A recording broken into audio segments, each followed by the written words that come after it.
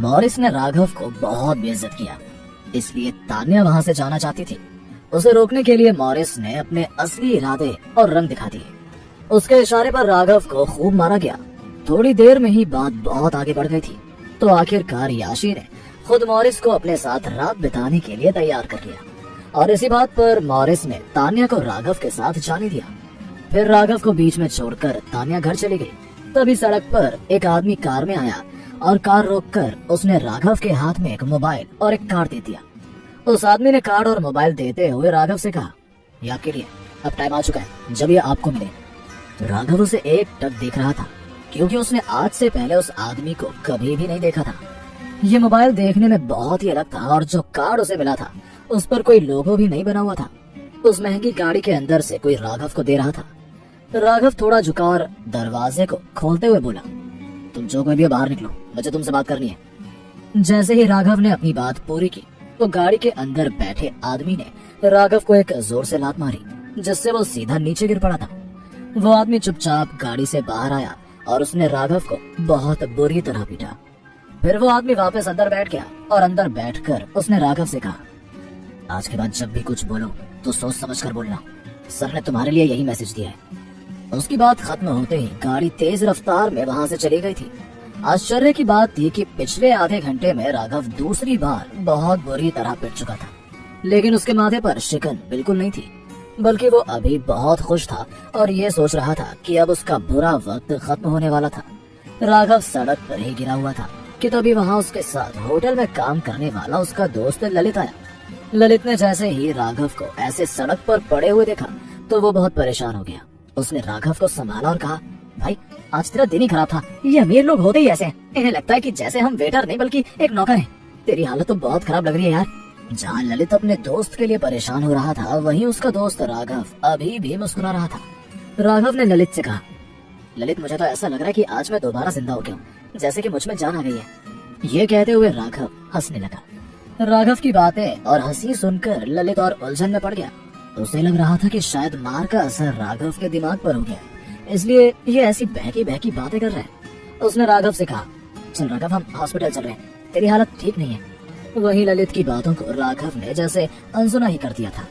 उसने ललित को अपना कार्ड और मोबाइल दिखाते हुए कहा, तुझे पता है मेरे कार्ड में कितने रुपए हैं और ये जो मोबाइल देख रहा है। उसने मोबाइल को अपने हाथ में लिया और ललित को बहुत एक्साइटमेंट से दिखाते हुए कहा, और तुझे पता है इसमें कितने प्राइवेट नंबर्स हैं। राघव इतना खुश था कि उसे दर्द तकलीफ कुछ भी महसूस नहीं हो रही थी। राघव और ललित बात कर ही रहे थे कि अचानक एक तेज रफ्तार से BMW गाड़ी आई और राघव के पैरों के पास आकर झटके से रुक गई। राघव ने गुस्से में कहा, कैसे चला रहा है, तुझे दिख नहीं रहा क्या मैं खड़ा हूँ यहाँ। कुछ देर पहले तक राघव बावजूद भी चुप था, पर अब चूंकि उसका वो एग्रीमेंट पूरा हो गया था और उसे अपनी चीजें भी वापस मिल गई थी, तो अब वो अपने मन की कर सकता था और अपना गुस्सा भी कहीं भी दिखा सकता था। उसके मन में अब कोई डर नहीं था। ललित ने जैसे ही राघव को चिल्लाते हुए देखा तो वो उसे शांत करवाना चाहता था, इसलिए उसने राघव से कहा, भाई जाने देना। ललित पिछले 4 साल से यहाँ काम कर रहा था और ये बात अच्छी तरह जानता था कि अमीर लोग राह चलते आदमियों को ज्यादा तवज्जो नहीं देते। उनके लिए ये सब दिल बहलाने की बात है। ये BMW और कोई नहीं बल्कि मॉरिस चला रहा था। उसने अपने पास बैठी याशी से कहा, ये तो मुझे तान्या का पति लग रहा है, ये जरूर यहाँ खड़ा होकर अपने आंसू पोंछ रहा होगा। मॉरिस ने गाड़ी की खिड़की नीचे की और हंसने लगा। तभी राघव ने दोबारा कहा, अगर हिम्मत है तो बाहर निकल, बाहर और सॉरी बोल मुझे। ललित ने गाड़ी में बैठे मॉरिस को देख लिया और वो उसे पहले से जानता था, क्योंकि मॉरिस होटल में कई बार आया करता था। वो जानता था कि मॉरिस एक अमीर बाप का बिगड़ा हुआ बेटा था। उसने जैसे ही ये सुना कि राघव उसको सामने से ललकार रहा था तो वो बहुत डर गया। उसे समझ नहीं आ रहा था कि आखिर हमेशा शांत रहने वाला राघव को आज क्या हुआ है। ललित ने राघव को समझाते हुए कहा, राघव तेरा दिमाग खराब हो गया क्या? तुझे पता भी है कि वो कौन है, तू क्यों आगे से पंगे ले रहा है? याशी को तो लगा था कि सब ठीक हो गया, पर जब फिर से मॉरिस और राघव का आमना सामना हुआ तो उसका दिल भी जोरों से धड़कने लगा और वो बहुत डर रही थी। राघव ने गाड़ी के बोनट के ऊपर लात मारकर कहा, बाहर निकल, क्या डर कर अंदर बैठा हुआ है, हिम्मत है तो बाहर आ। उसने फिर से एक और लात मारते हुए कहा, ये घटिया गाड़ी में क्या छुप रहा है? राघव ने इतनी तेज लात मारी थी कि गाड़ी के बोनट पर डेंट पड़ गया था। मॉरिस ने अंदर से गुस्से में कहा, क्यों अपनी मौत को बुलावा दे रहा तू? राघव ने फिर से कहा, क्या अंदर से बोल रहा है तू? बाहर आ, तुझे मैं बताता हूँ। ललित ने बात को संभालने के लिए कहा, मॉरिस सर, मेरे दोस्त ने बहुत ज्यादा पी लिया और उसे बिल्कुल भी होश नहीं है, आप प्लीज इसे माफ कर दीजिए। दरअसल इसे कुछ गलत फहमी हो गई है, इसलिए ये इतना कुछ बोल रहा है। मॉरिस ने ललित से कहा, इसे बोलो कि मेरे सामने झुककर माफी मांगे, वरना मैं इसे आज छोड़ने वाला नहीं हूँ। मॉरिस अपनी बात कहकर गाड़ी से बाहर आ गया था और उसके पीछे याशी भी बाहर आ गई थी। तभी याशी ने राघव को समझाया, तुम क्यों मुझे और तानिया को मुसीबत में डाल रहे हो? अगर तुम अभी माफी मांग लोगे तो हमारी कंपनी डूबने से बच जाएगी। याशी की बात सुनकर मॉरिस का घमंड और बढ़ गया था और उसने राघव से कहा, सुना तूने ये क्या कह रही है? तेरी समझदारी इसी में है कि तुम मुझसे माफी मांग ले, वरना तेरे पूरे खानदान को मैं बर्बाद कर दूंगा। लेकिन अब राघव कहाँ किसी की सुनने वाला था। ऐसा लग रहा था मानो उसके अंदर शेर का कलेजा आ गया था। उसे अब किसी का डर नहीं था। उसने मॉरिस से कहा, तूने आज जानबूझकर मुझे और मेरी वाइफ को नीचा दिखाया था ना, अब मैं तुझे छोड़ने वाला नहीं हूँ। ये कहकर वो हंसने लगा। उसकी हंसी मॉरिस को जहर लग रही थी। तभी याशी ने गुस्से में कहा, तुम्हें तुम्हारी औकात याद दिलाने के लिए मैंने ये जानबूझकर किया था।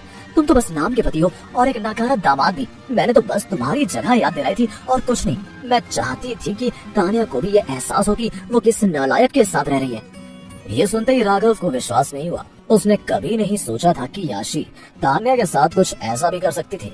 लेकिन अब वो कुछ कर भी नहीं सकता था, क्योंकि अगर वो तानिया को अभी जाकर बताएगा भी तो तानिया उसकी बात का विश्वास नहीं करेगी और वो उसे ही गलत समझेगी। मॉरिस को याशी की बातों से और हिम्मत मिली और उसने राघव से कहा, तेरे लिए अब यही बेहतर होगा कि तू चुपचाप अपनी वाइफ को मेरे साथ रात बिताने के लिए भेज दे। इससे तेरे दो फायदे होंगे, एक तो तेरी जान बच जाएगी और दूसरा कि मैं उसकी मदद कर दूंगा। आखिर तेरी जवान वाइफ की जवानी मेरे काम आएगी, तभी तो मैं भी उसके काम। मॉरिस अपनी बात खत्म करने ही वाला था कि राघव गुस्से में आगे बढ़ा और उसने मॉरिस के गाल पर जोर का तमाचा जड़ दिया। उस चांटे की गूंज इतनी तेज थी कि मॉरिस के कान बजने लगे और वो वहाँ मौजूद बाकी लोग ये देख सन्न रह गए। याशी और ललित को अपनी आंखों पर विश्वास ही नहीं हो रहा था। ललित को तो लग रहा था जैसे कि उसका दोस्त पागल हो गया था, क्योंकि कोई नॉर्मल इंसान ऐसा करने की सोच भी नहीं सकता था। मॉरिस ने गुस्से में राघव को मारने के लिए आगे बढ़ते हुए कहा, तेरी ये मजाल। मॉरिस ने जैसे ही राघव को मारना चाहा तो राघव ने उसका हाथ पकड़कर मोड़ दिया और बोला, क्यों, तुझे मारना कोई जुर्म है क्या? तू देखा मैं तेरी क्या हालत बनाता हूँ। तभी ललित ने राघव को पीछे खींचा और मॉरिस से माफी मांगते हुए कहा, सर, इसकी तरफ से मैं आपसे माफी मांगता हूँ। ये तो आज पागल हो गया है। आप प्लीज इसे माफ कर दीजिए। मॉरिस राघव को मारने के लिए फिर से आगे बढ़ रहा था तो याशी ने उसे पकड़ लिया, क्योंकि वो नहीं चाहती थी कि अब आगे और कुछ हो। मॉरिस ने उससे धक्का देकर दूर किया और बोला, मैं नहीं रुकने वाला हूँ, अब मैं इसको सबक सिखा कर ही रहूंगा। जैसे ही राघव के पास पहुंचा तो उसने उसका हाथ पकड़ा और उसे दूसरे गाल पर एक और तमाचा कसकर जड़ दिया। जैसे ही उसने दूसरी बार मॉरिस को मारा तो याशी जोर से चिल्लाते हुए बोली, तुम पागल हो चुके हो क्या? मुझे तो लग रहा है कि आज तुम अपना दिमाग घर छोड़कर आए हो। राघव ने याशी से कहा, ये मेरा मामला है, तुम्हें इसमें सलाह देने की जरूरत नहीं है, तुम इससे दूर ही रहो, यही तुम्हारे लिए ठीक रहेगा। याशी ने गुस्से में जवाब दिया, मेरी बात को इग्नोर मत करो, क्योंकि तुम्हें पछताना पड़ेगा बाद में। तभी मॉरिस जोर से चिल्लाया, मैं तेरी जान ले लूंगा। वो राघव को लात मारने के लिए आगे आया, लेकिन राघव ने घूमकर उसे इतनी तेज लात मारी कि वो सीधा जमीन पर गिर पड़ा। मुझे मारना तेरे जैसों के बस का नहीं है, राघव ने मॉरिस से कहा और गुस्से में उसके सर पर अपना जूता रख दिया था। मैं तेरी खाल उधेड़ दूंगा, तू देख अभी क्या होने वाला तेरे साथ, मॉरिस ने राघव से कहा। तभी वहाँ 4-5 गाड़ियां आई और उसके अंदर से 5-6 मुस्टंडे बाहर निकले। ये देख ललित और याशी बिल्कुल सन्न रह गए थे और मॉरिस जोर जोर से हंसने लगा था। क्या राघव इतने लोगों से लड़ पाएगा या वहाँ से भाग जाएगा? क्या तान्या अपनी दोस्त याशी का असली चेहरा और मकसद जान पाएगी? आखिर राघव ने ऐसा क्यों कहा कि आज उसका दोबारा जन्म हुआ है? आगे क्या मोड़ लेगी ये कहानी और इन सभी की लाइफ में क्या होने वाला है? क्या होंगे इन सभी सवालों के जवाब? कमेंट बॉक्स में कमेंट करके जरूर बताएं और आगे की कहानी जानने के लिए सुनते रहें। राघव बन गया जेंटलमैन।